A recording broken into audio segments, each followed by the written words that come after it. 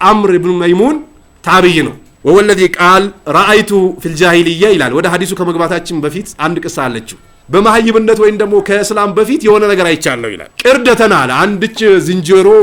አይቻለሁ አለ እጅተማ አለይሃ ቅረዳ አለ በጣም ብዙ ዝንጀሮች ተሰብስበው የተሰበሰቡባት የሆነች አንድ ዝንጀሮ አየዋል ቀድ ዘነት እሷም ደግሞ ዝሙት ሰርታ ነው ኢብኑ ሐጀር ይሄን ሐዲስ ሸርህ ያደርገው አምር ኢብኑ መይሙን ጫካ ላይ ጥበቃ ላይ ነበር እረኛ ነበር ራቅ ብዬ ቁጭ ብዬ ነበር እየተመለከትኳቸው ነበር አለ ዝንጀሮች ከዛ ሁለት ሆኖ በተቀመጡበት ባሏ እንቅልፍ ይወስደዋል ለጣለ ሲል ሌላ ዝንጀሮ መጣና ደግሞ ነካነካ ሲያደርጋ ተከትላው ሄደች አለ ዝሙት ሰራባት ያኛው ዝንጀሮ ከዛ ተመልሳ መጣችና ባሏን እንዲ ነካነካ ስታደርገው ደንግጦ ተነስቶ እንዲ ሲያሸታት ሽታ አለ ዝሙት ሰርታ መጣለች ድረሱልኝ አለ ማን ነው የሚለው ባሏ ምንድነው ሙስጠፋ ከድር ነው ወይ ዝንጀሮ ነው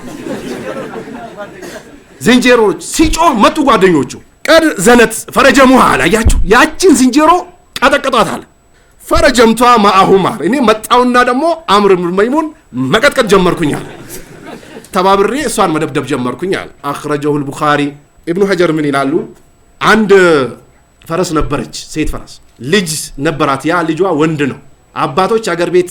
ከብትንም ፈረስንም አህያንም ለማራባት ሲፈልጉ አምጥቶ እንዲገናኙ ያደርጓቸዋል ልጅየውን ፈረሱን ይሄ ጎረምሳውን ሲያመጡት ሲያሸታት እናትየው ነች ከዛ እምቢ ብሎ ሄደና ሰዎቹ ሌላ ሲስተም ተጠቀመዋል ፈረሲቷን ፊቷን በጨርቅ ሸፈኗት ወጣባት ሲያሸት የእናትየው ሽታ ነው ተመለሰና ብልቱን ቆርጦት ሄደ ይላሉ ማን ያሉት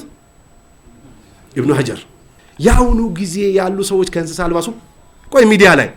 በልጁ ዝሙት ሰርቶ ታሰረ የሚባል አልሰማችሁ ኡላኢከ ከልአንዓም በልሁም አضል ኡላኢከ ከልአንዓም አለና በልሁም